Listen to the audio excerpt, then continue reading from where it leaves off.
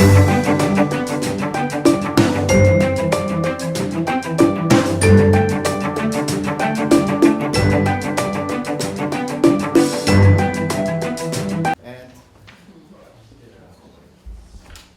there are some leftover. Few of you gave there are leftover. You can pick up your quizzes here. Leftover quizzes there. And so we go there. So let's go.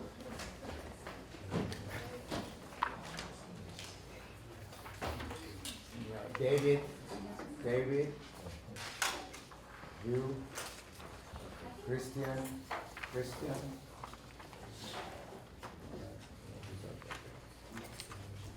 Okay, now let's move on with the idea of the friction. Is there any question about the frame or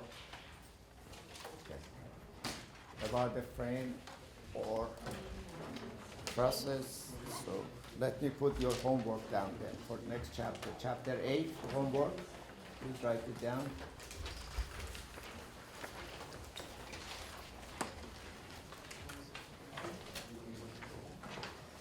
Which is friction. Number 3, 7, 18, 21, 27, 32, 41, 48, 52, 55, 105, 115. The last two are the belt system. These two, 52 and 55, are wedges. We are going to talk about them today. And the rest of it are a standard friction problem. As I mentioned it last time, we have 3 scenarios. The system can be in equilibrium. System will be at the time of impending motion. Everybody understand when the forces become equal to the friction forces become mu times n. And then depending on what type of movement you have to decide. And if it is the object is not moving, you use the coefficient of static friction, yes or no? If it is moving, you have to use the coefficient of kinematic friction, which is a little bit lower, so they will give it to you sometimes, but many times you don't have to use it, depends on the type of problem. Sometimes we use it, sometimes we don't. Most of the time, it is operation is about the equilibrium. So this is a problem, typical problem of what you are going to see. So please write it down. It's not in your handout. The handout that I gave you is a few problems there. We are going to discuss those as well. So here we have a problem like that, which is a sort of a slope. Inclined surface, and here we are having a pulley system, and here is a box, for example, of box A, which has certain weight, and then this pulley system, which is here pin here, is also attached to another box sitting, larger box perhaps, sitting on this floor, this inclined surface, and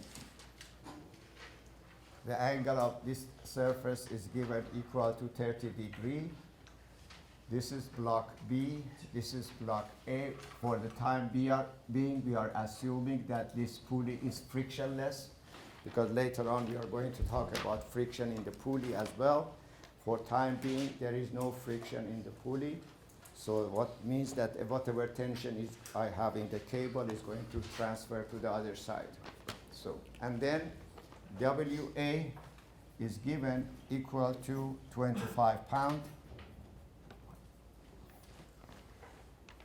And we want to calculate the weight of box B for equilibrium. What's going to happen here? How do you analyze this problem based on what we talked yesterday? What's going to happen here? What? Yeah, we have to draw the Freebody diagram, of course, of box B. Is that correct or not? Because the tension, first of all, the W is given. The tension in the cable, if no friction, would be 25 pounds. That we all know from the past. So if I draw the Freebody diagram of this one, which has a horizontal force of T, it is a weight, where should I put my friction? You see, I asked that question. Some of you said like this, which I said wrong. Is that correct? Then we decided depends on motion. Depends on the motion, exactly.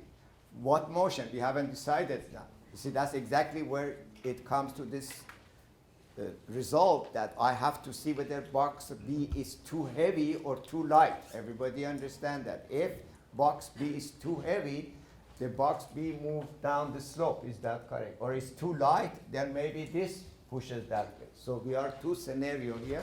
So we have to investigate the impending motion. Which one you have to decide. So there is actually two problems in one. Is that correct or not based on what we know now? Correct? Everybody agrees. So you have to decide which way you go. Let's ask, assuming B moving up. So let's do that. So okay. So if B moving up, what does it mean? I'm finding the smallest value. Is that correct or not? So you have to write it down. B moving up. That means it is the lightest. It's going that way. Is that correct or not? Based on that, now I can complete my free body diagram. Yes, you said you have to draw the free body, but now I can decide. Anyhow, in that case, your free body, that's a simple problem. This is your box. We have done that in the past. The box has a weight. You just put the weight of W, which we don't know. That's the question mark.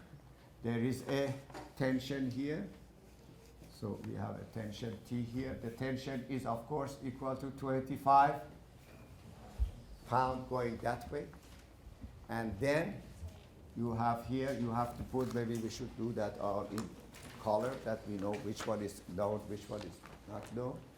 So the blue one are, or maybe I should use red. So the red one are going to be in unknown quantities. Obviously, W is unknown quantity, so let's change it to red. So you can put it on top, you can put it anywhere, but this is the equilibrium of, they are not in the vector, they are in the vector. Then, of course, there is a N, normal force. Is that correct or not? Yes? And what else? Now I'm knowing that the box going up, the friction will be going against the movement, so the friction is here. At the time of impending motion, then I have the F. And that's exactly where we are. We are where at the time that exactly wants to move. Is that correct? Between the two scenarios, between the static and dynamic. Is that correct or not? Yeah. Now, how many unknowns do we have there, or seem to we have there? First of all, this is not equilibrium of rigid body. This is equilibrium of a particle. Yes. How many unknowns can I have there? Two. How many does it look there? Two.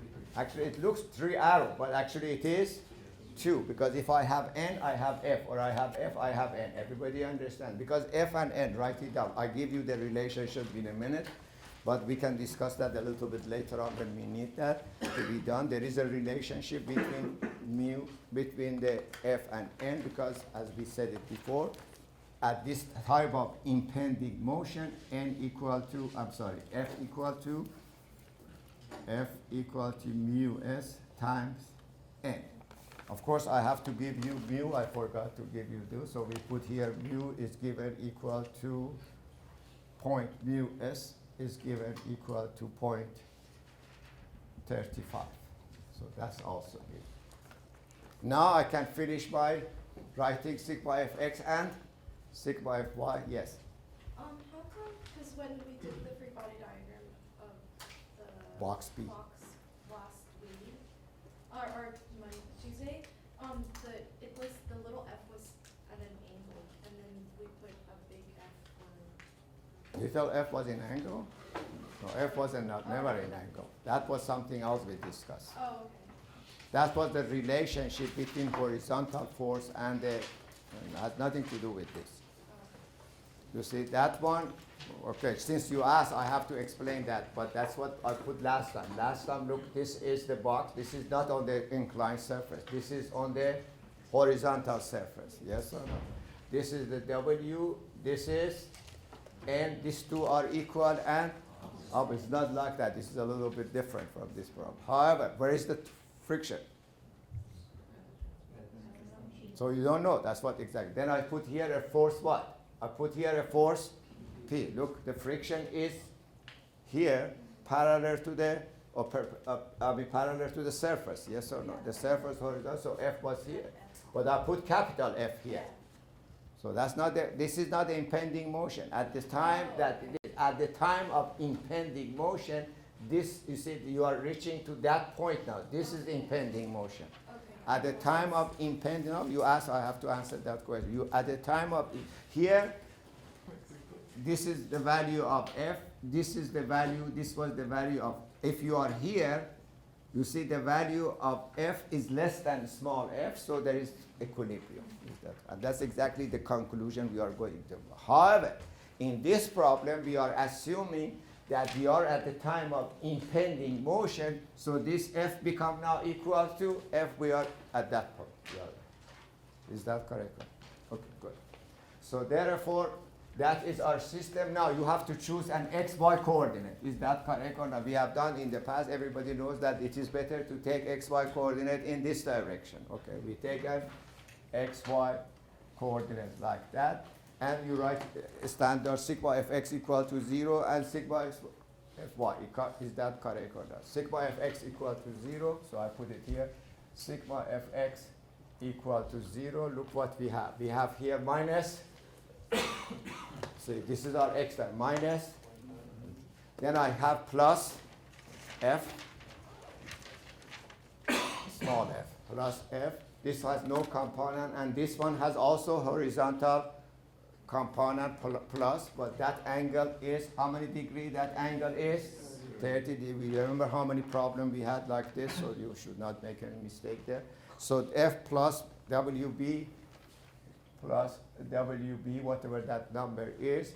This is the horizontal, this is cosine, the other one is sine, of course.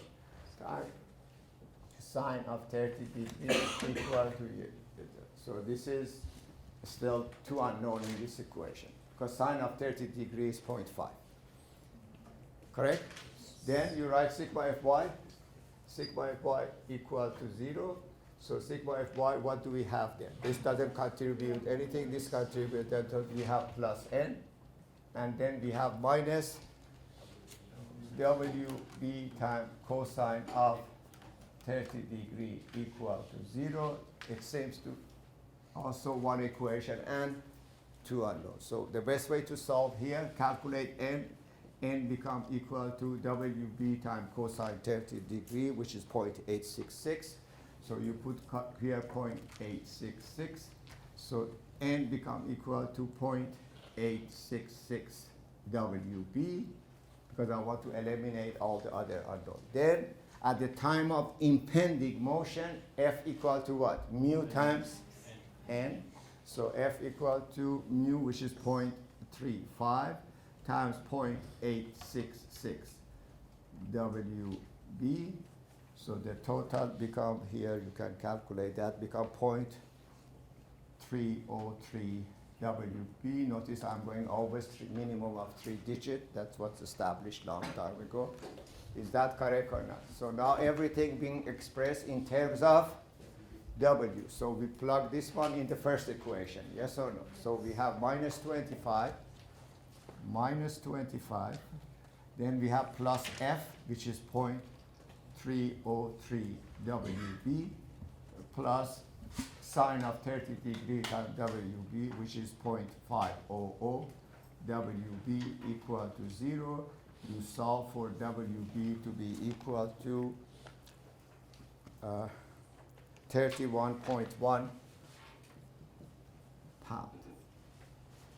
So if I choose this weight equal to 31.1, is at the time of impending motion. Everybody understands. Anything less than that, this is going to move and going to accelerate. How is going to accelerate? As I said, that will be a discussion you will going to have in your dynamic classes. Actually, that's one of the earliest problems you are going to have. How the object is going to accelerate downward.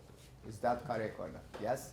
However, this is not the problem. The problem was, still, I can have this one. Now, you would think that at the beginning, you would think that after above 3.11 is going to go the other way. That's not the case. There is some gap in between. Everybody understand that. So the next, write it down. This was case 1. So write it down in your note. This was case 1. Now, for me it is easy because now I can change that, erase that and do it. You have to rewrite it. Case 2, B is moving down. Okay.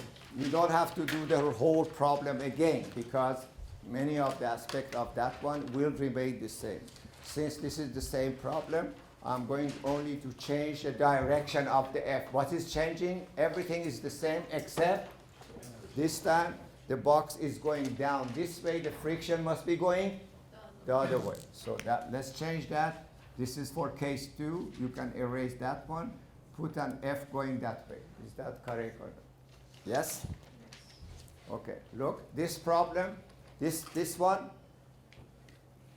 plus become minus. Just change it like that. You don't have to rewrite that. Is that correct or not? Because this has not changed, this has not changed, this has not changed. The only thing plus F become minus F. This equation is exactly the same. That has not changed. Is that correct or not? Yes? Everybody with me? That one. So this one has not changed. That one has not changed. Is that correct? The only thing here, instead of having this plus, now I have to change it to minus. So as the result, WB now become much larger. For this problem, WB become equal to 127 pounds. So for 127 pounds and larger, the box B is going to move down. Now, without realizing, if this was a static problem, which I have given you in the past, if I give you a weight of 100 pounds, the system would be in equilibrium because it's not moving either way. Everybody understands. And sometimes they raise this question. They said, you see, don't get me wrong. Sometimes they give the box, the weight of box equal to 100, and they will ask you to determine whether this system is in equilibrium or not. But you can see that you can use the same logic. Is that correct or not? One way or another, find the impending force or impending motion, how much force do you need or how much weight you need, and make a decision based on that. Or do it differently. Do not call this one F, call this one capital F, calculate that F. Everybody understand what I'm saying that? And if that F is less than mu times n, so this object is not going to move. Is that correct or not? Yes? If it is more than mu times n, then object already have moved, so it is beyond that. So you can see this problem in different scenarios, but don't get me wrong. This is all you are. This is a reference to that curve that you are saying. You can be below, or you can be above, or you can be right on the time of impending motion. So all of this question will be asked in this set of homework that you have. Sometimes they ask you to find out. They ask you find the amount of force for the impending motion. Sometimes they give you the force or some sort of a number. They ask you to determine whether the system is in equilibrium or not. We will see more of that coming. But these are basic ideas, so I'm introducing to you basic ideas. The second problem is in your handout. So that one is an interesting problem because it shows you something new and something also important to recognize. So let's put this one. There are two boxes put on top of each other. So there are two boxes like that. And they are on the ground. And the man is standing to the left, and he has put his hand here. So he's pushing the box at this point, where is very bottom of the top box. Each box has a weight of 100 pounds. So please write the weight of each one, 100 pounds here, 100 pounds here. And this is force P that the man is pushes. This is like what you have here. You have pieces of furniture. The people who are transferring your furniture, they put two boxes on top of each other. They put it on your driveway, and you want to push this one inside the garage or something there, and something going drastic to happen, and somebody is going to get mad. I'll tell you in a minute what's going to happen, because that's the question you want to answer, yes or no. Is that correct or not? So if I have this scenario, The height of each box is 3 feet each. The depth, we don't care. The width is 2 feet, and it is sitting on the ground. The coefficient of the static friction with the ground is given equal to let's see how much static friction do we have. There's a given equal to 0.3, yes. And then the coefficient of the static friction between the two boxes are 0.8. Let's say these boxes are wood crate and there are lots of friction between wood and wood. Is that correct or not? What's going to happen? Now, the question is, what's the value of the P for impending motion? Please write it down. It is in your handout, actually. You have your handout with you? Yes? Oh, it's there. Okay, I said it. Anyway, you don't need it there. So what is the value of the P for impending motion? So what are the impending motion? What's going to happen to this? That's what I said. Something drastic may happen. So what's going to happen? First of all, you push this one. There is a possibility that both box, that's what your intention is, that both box move together. So you have to investigate that. What's the other possibility? Look. Exactly. This one is holding in place. The other one is slide on top of that. That's the second. The third possibility, which is the drastic, which you don't want to happen, if especially this is the fragile thing in it. You push it and it drops. Somebody going to scream at you from the inside the house. Is that correct or not? Yes. All right. So what happens? So there is a tipping as well. So there is 3 functions that you have to consider: tip over, this box sliding, or 2 of them. Many of your problem is like that. So you have to investigate different type of motion, all of them together. Is that correct or not? Yes? So let's do, this is such a simple problem, which is very basic. You don't have even to do any analysis. It's coming. Now let's assume only top box moving. If only top box moving, this will be your free body diagram. You are having here a force P. Of course, you have here a 100-pound force there. And then you have a normal force. Oh, sorry, let's put it in red. So you have here a normal force of N. And you have a friction force F, correct? And of course, P is also unknown because it was not given again. Of course, you don't have to do any analysis yet. N equal to how much? N equal to 100 pound. What's the value of F? 0.8 times 100 is 80. And the value of P also become 80. As I said, this is just symbolic to show you, for you to be able to do your homework. All your homework is maybe it's on the slope, or maybe it is something else added to it. But the principle is the same. Is that correct or not? So how much force do I need to move that box? 80 pounds. Now, maybe before, if I apply 40 or 50, maybe the 2 boxes move together. Is that a possibility? Or maybe I need more. Since there are 2 boxes, you expect that both of them need more force, but actually it is in reverse. You know why? Because look at the coefficient of static friction. Let's see that. Static friction is much lower, but you don't know that. Therefore, this is the requirement for the top box move. Now we go to the case 2, putting both boxes together. So this time I'm going to draw it here next to it. This is case 2. So case 2, now don't do this because there is no movement here. Everybody, there is no action here. So the 2 boxes stays together. You do not need to separate that. Sometimes I have seen a student do that. They separate this from here, assuming there is a friction here, there is a friction. That's no. Everybody understands that. You are assuming that the action happened only on the ground. Is that correct or not? Impending motion here. This is not moving, so the 2 are sticking together. Is that as if you are nailing it together? Is that correct or not? There is no motion there. However, that in this case, this is the P, still is unknown. So this is the P. And what do we have here? We have N and we have F. Is that correct or not? But what's the value of N? This time depends how much load we have. The load is? No, 200 pounds. 100 and 100. Notice that N is larger, of course, larger than what we had there. That was 100. N equal to 200. But what is the value of F now? You see that? The value of F is point, because this is like a linoleum type. The other one was wood on wood, so the friction was much higher. So as I said, in this case, the force here requires force. This becomes how much? This is point, what did I give you? 0.3.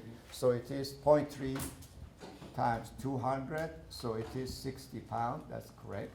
So I didn't write it down because that was 80. So therefore, P become also equal to 60 pounds. So this never happens. Everybody, you put your hand there, and you increase the hand. At 60, both of them are moving. That's the end of it, because that's the impending motion. Is that correct or not? However, if somebody comes and put a block in front of this one, everybody understands, then the other one may move. Is that correct? Because you have to overcome the block, so it's up here. You see how this static, or the principle of static work? You now have gone through a static, you can see all of this right away. Is that correct? The third one was something new. The third one is the tip over. So it's going, the whole system, that's the drastic one. The system is going to take over. So let's draw that one out here. Tipping over is like this. So you draw the two boxes together, again like that. This time you need the height. Now this one was look like an equilibrium of a particle. This I use it as the equilibrium of a particle. When it comes to tipping over, there are some forces that causing the tipping over, which is the P. There are some forces like W, we keep the box in place. Is that correct or not? So this is what you do, generally. So the tipping over will be about this point. Is that correct or not? Yes? So you assume, that's exactly what you assume. You are assuming that this has been separated from the ground. This is exaggeration. The box has little bit, just an epsilon, separated about this point. Therefore, you put your N and F there. So this is your normal force at point A. And this is your friction force there. And then, of course, your P is here. And then your 200 pound is like that. This is 200 pound. And this distance is 3 feet. And that is, each side is 1 foot and 1 foot. That's the distance. So all we have to do in order to calculate the value of the P, we have to take the moment about point A, because this is, oops, so I already had it, about point A. So therefore, we're saying that, of course, this N is equal to 200. Again, we do that. So it becomes P times 3. P times 3 equal to, this is very simple, 3 going that way, which is negative, plus 200 times 1, which is positive, equal to 0, or P become equal to 200 divided by 3 equal to 66.7 pounds. And therefore, that is going also to cause this one not to happen. So between the 3, which one is going to happen first? This slide. Now, what happened is this is really something that you do automatically. The tipping over does not depend on the value of the P. I can prove that for you later on. It depends where you put your hand here. Remember, if the guy puts his hand at 5 foot there, the value keeps changing because the moment becomes larger. In that case, it's going to tip over. That's why when you want to move something, you are afraid of your back also. You usually bend down. Is that correct or not? Yes, you bend your knee and then push something. Is that correct or not? Because you are afraid of tipping over. The higher you put your force, the more likely you tip it over. Automatically that becomes the system. Is that understood? Now, one more question is asked here, which you don't see it there, which is very interesting also. The next question that's been asked in this problem, can the man pushing the box can push the box? I mean, you send a child there, ask him to push it. She cannot do it. Is that correct or not? So the man should be able to. Well, that's what the answer between these three, first of all. What's the answer? Is it, of course, it's not 66.7, it's not 80, it is the 60. Now we have to create a situation that the person should be able to push 60 pounds. Is that correct? Here was my problem start. How do I draw that man on the board, you know? Okay, so some of you do much better drawing than I do, but I try my best anyway. So anyhow, here is the man with his shoes. What's the weight of the man? The weight of the man is what's the weight? 150. Not even that. Worse, I have to draw his hand too. So therefore, he's pushing there. Which direction is the force now? That way or this way? Oh my God. This way? Correct. So, okay. So here is the 60 pound. That's right. Because the box pushes toward the man pushes toward the box. Is that correct? We went through that very, very tough. Correct? So 60 men there. And then we come here. That's the same. So you can shoot both shoes together as one piece. So therefore here is, if this was the floor, you put here N and you put here F. Is that correct or not? Okay. What's the coefficient of friction there? I forgot how much. Is it the same 0.3 or is it different? 0.3? Yes. Yeah, okay. So if this is N equal to 150 pound, correct or not? That's 0.3. You don't have to calculate. F become equal to 45 pound, and this is 60. So the man cannot create. So what's going to happen to him? Now, you remember Michael Jackson, you know, movement? That's it. So here we go. Because his shoes is sliding, like you are standing on the ice, you want to push a car, is impossible. Is that correct or not? For that reason, the owner of the project, whoever it is, buys him one of these very shoes that has lots of rubber underneath. We call it that. Is that actually? I'm joking, because these are the one that it is for labor people. See, all of them are special shoes, because those are regulation actually for two reasons.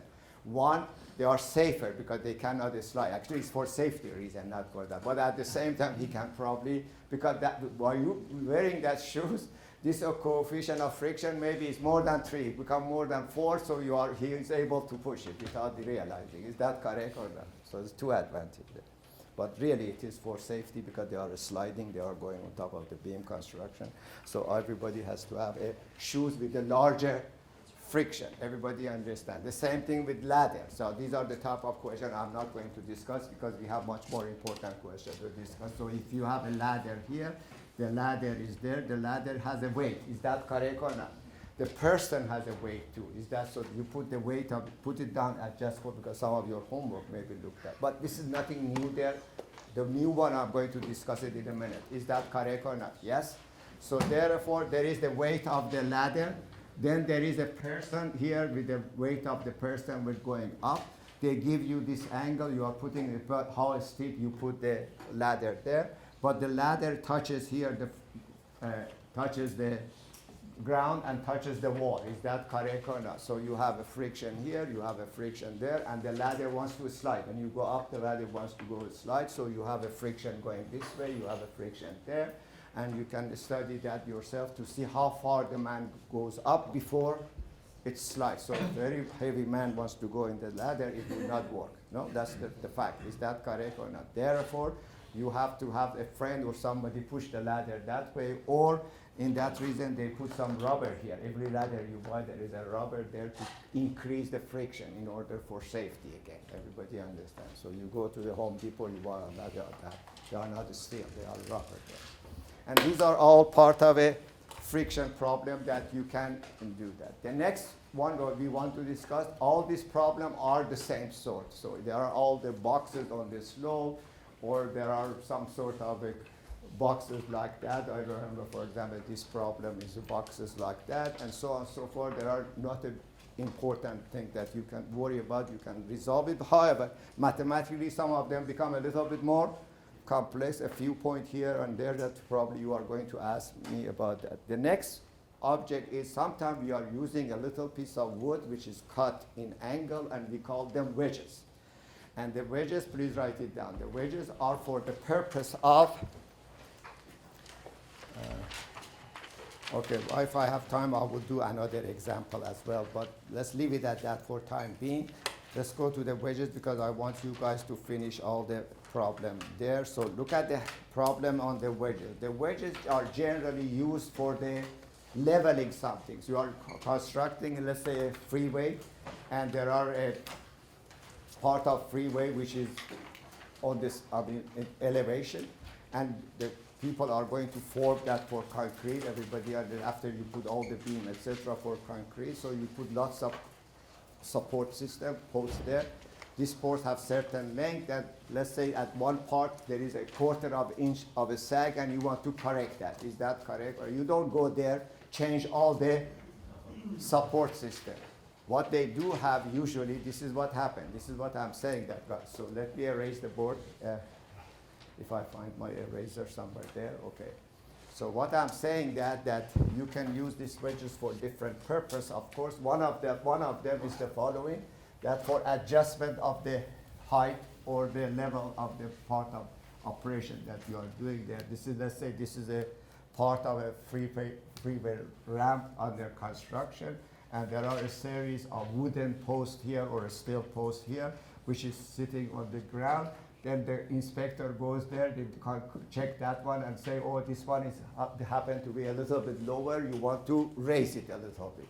So by doing that, because the system is there, so what they do, they put, if this is the column, under the column, if this column coming here, under the column, they put something like that, for example. We call two pieces of wood, small wood like this. Notice what happened here. They are sitting on this, in this angle. Is that correct or not? Therefore, if I push this one a little bit this way, everybody understand, this will go a little higher. Is that correct?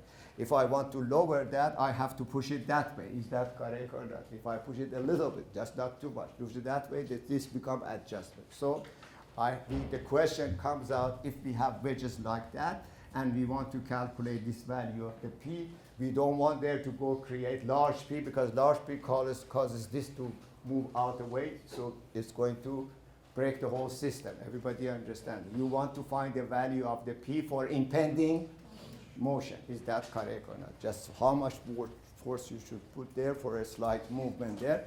That we call wedges. Is that correct or not? That's an example of that. You will see again problem number 52 and 55, but let's look at the example number 2 in your handout. Example number 2 and 3 in your handout are the wedges. And let's see how we can resolve that issue. So therefore, this is a simple problem, but you have to be a little bit careful how to handle that one. So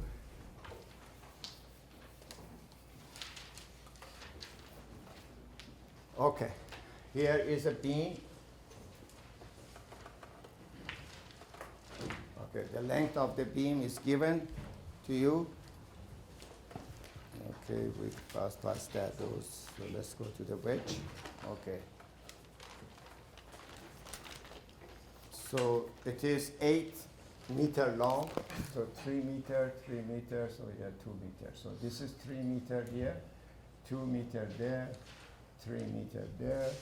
Then here we have a load of 4 kilonewton. Here we have a load of 4 kilonewton according to the system. Here we have a load of 2 kilonewton.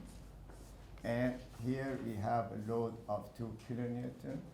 Here I just put it because the picture is in front of you, but if you don't have it, I put it here, there.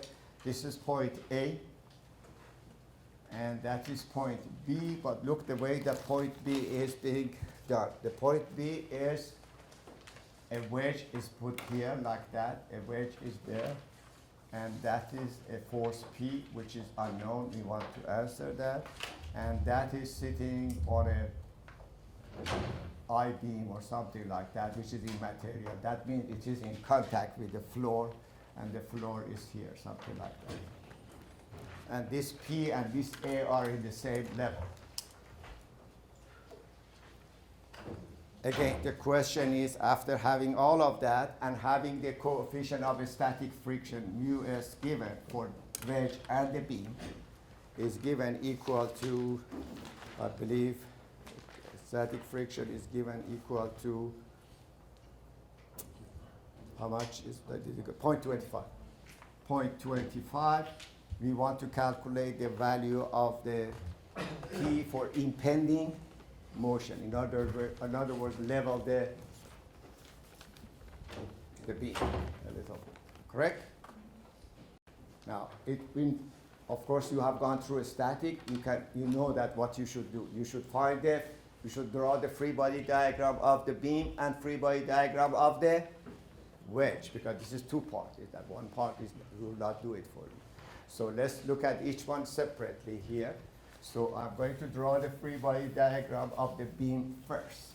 So see what we have there. Of course, that one, fine, we'll draw it here. Okay, if I get my pen working now, all this pen is going without ink. So, all right, hopefully this worked out. Okay, this is fine. So here we have the beam you put here all the load there, 2 kilonewton here, and 4 kilonewton there, 4 kilonewton there. These distances are given. At point A, you put AX and AY, okay? AX and AY. The distances are given, which is here, so I don't have to repeat that. Then on the wedge here, because it is sitting on this, the beam is sitting on the wedge, and it is a rough surface, and it is moving. Therefore, I have to put there an N, and I have to put an F. Which direction? You see, this is the direction of the P. That way, you see. Everybody says that way, more or less, in every class. But in every class, you are wrong. This is very important. Actually, this is one of the principles that the only reason I'm doing that exactly for that one.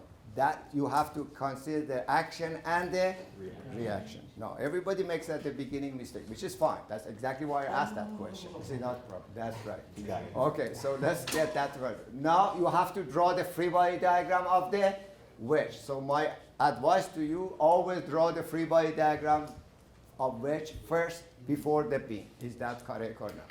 Now, if you do that, so draw the free body diagram of the wedge underneath here, which will be something like that. I draw it a little bit bigger because that's small. Of course, the angle of the wedge will be given to you. What is the angle of the wedge for this problem? The angle of the wedge is 15 degrees, because if there's not an angle, it will not be a wedge. That will be a block. Is that correct or not? Yes, it has to have that angle. Then here is the scenario. As now you saw that immediately. This is force P. Is that correct or not? This is force N. Correct? Now where should I put the friction here? Now you see what I'm talking about. This is moving, not the other one. The other one was in place. That's reaction to this action. Is that correct or not? Therefore, do you agree that I should put your F here? Yes or no? Okay, so put an F here. However, this side is also in contact. Yes or no? Yes. Therefore, I should put here another N, but not that amount. So let's call this one N floor and F. And also here is friction at the time of interpending. So call it N1, N2, or N top, or bottom, or whatever you want to call. Now, this is the scenario. As you now you see, since this is going to the right, this must be going to the left. So that's why you were wrong, because you were looking at this one. And without realizing, you wanted to look at the block first. You see, that's what you answered. Is that correct or not? Which is typical of every class that happens. Is that correct or not?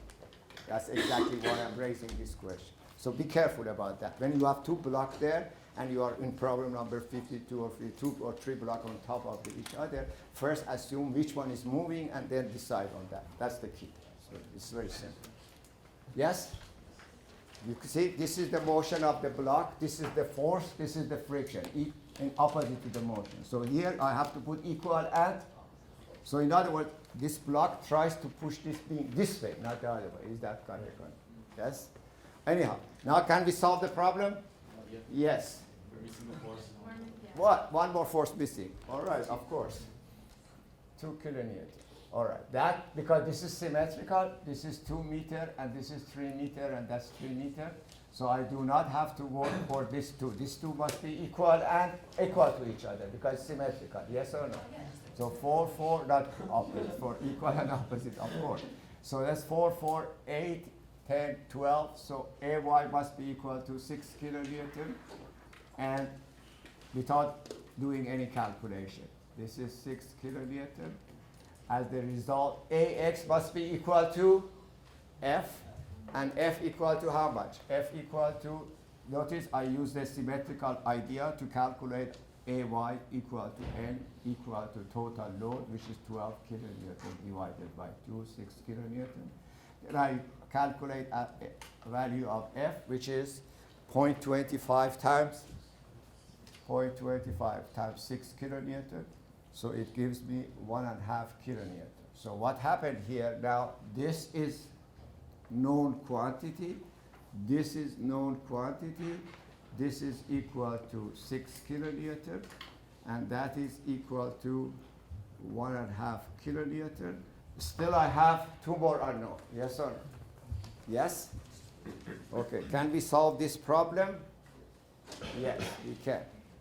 However, there is a little key here that I want to discuss. This is a problem, one side of it is the slope, and then you can write again sigma fx and sigma fy without any difficulty. But I'm going to ask you to do something that is happening in every of your homework, so you should do that. Anytime it's a slope like that, this is parallel to x, this is parallel to x, this is parallel to y, yes or no? However, these two are at an angle of 15 degree or with the horizontal, or angle of 50 degree with the vertical. Is that true or not? So this has 2 components along x and y. This has 2 components. Usually mathematically this becomes much more complex. So you should reduce these 2 to 1 force. Now what's that 1 force? Let's go through the operation of that one. So this is how we are discussing in general. Let's assume the surface is horizontal. Go to your next page, write this process down. And you can do it on this page, by the way. This is the same thing I'm talking about, this one. So you can write it there if you want not to use your note. But underneath, draw different pictures. Those are on the slope, which is a little bit more advanced. Let's first get the idea what we are talking about. Let's say that there is a box here, and we found out there is a normal force there. Is that correct or not? Yes? And there should be a, let's say, assuming the friction, the box going that way, the friction is this way. This is just assumed that way. Is that correct or not? When there is an F and N, we already decided that F and N are related to each other at the time of impending motion with the coefficient of static friction. Therefore, this is what you do from now on. So you can actually reduce these 2 forces into 1 force. Is that correct or not? So you draw 1 force here, like that. Let's call it R. R is the resultant of N and F, and we call this angle generally phi. Okay? So look what happened there. Tangent of phi is equal to what? This length. This length is F. This length is N. F divided by N. However, at the time of impending motion, F equal to mu times N. So you have mu static times N divided by N, N and N. So actually that phi depends on the coefficient of static friction. That's why we call it angle of friction. Is that correct? So if we have mu equal to 0, that angle is 0 automatically. That is, If mu equal to 0, tangent of phi equal to 0, phi equal to 0, that's the problem we had before. So the n is like that. Mu increases to certain level, the angle of phi kept increasing. Everybody understand that? So you put this one there. Is that correct or not? Let's see whether I have that picture here or not. And this is matches this one. Yes, it is matches that one. Good. But it doesn't matches that. Okay, I have to draw another one. Okay. So now what happened here now? I want to reduce these two into one. Make it much simpler for myself. Remember that one. Where is the phi? First of all, where is this angle? What is this angle? 15. That angle is already 15 degrees. Where is the R? R is here. Is that correct or not? Let's do the R here. This is the R. Is that correct or not? This angle is phi. Is that correct or not? So what's the angle of R with the vertical? The angle of R with the vertical is, here was only phi, remember, because the surface was horizontal. If I shift it 15 degrees, look, I have to add there 15 degrees. 15 plus phi. So I have to calculate phi first. So what I'm doing here, I calculate phi equal to tangent minus 1 of 0.25, which become 14.01 degree. I have to go to 3 digits. Is that what you got? Yes? I know that answer, okay? Yes? Yes. Correct. All right, so the total angle is how much? 14 point, actually it's called 3 digits. If this is 14.1, you should put it here. But this is 14.01, so I'm going to forget about that. Everybody see that? 3 digits. So what's the total angle here? Is 29. So you reduce all of that, this one and that one. Everybody see what I'm talking about. You here become 29 degrees. Now, I add these two together. Is it always adding? No, that depends on the slope, that depends on the phi. If the f was coming from the other side, I should shift it the other side. So it will become phi minus 15 degrees. So that's why you have 3 different options. I don't want you to look at that one because that's out of the book. Calculate your own based on which way you are moving. Is that correct? Just put your vertical line here. Just draw your R. Sometimes you are adding, right? Make this in your note. Sometimes you have to add, sometimes you have to subtract. This is not always going in one direction. Therefore, we go from there and then we calculate. Now it becomes very simple. Is that okay? Because now you can write sigma fx equal to 0 and sigma, because this one now has a one component horizontal and one component vertical. You can do it. There is no problem. Everybody see that there? So unfortunately, I was hoping to get to the last 2 problems. I don't have that, but please between now and next class, Tuesday, do all your homework except the belt problem, because we have 2 more very important chapters to follow. And we have enough time. We are not short of time, so we should be able, because one class and a half is enough for the centroid. So we should centroid and the moment of inertia. So please do everything. You have all the questions. We can answer that. But please come before 1:30, okay?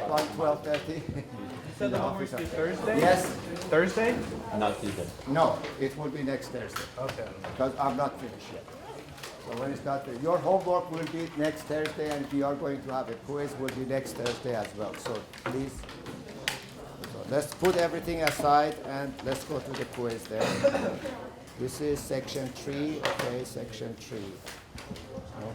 Okay.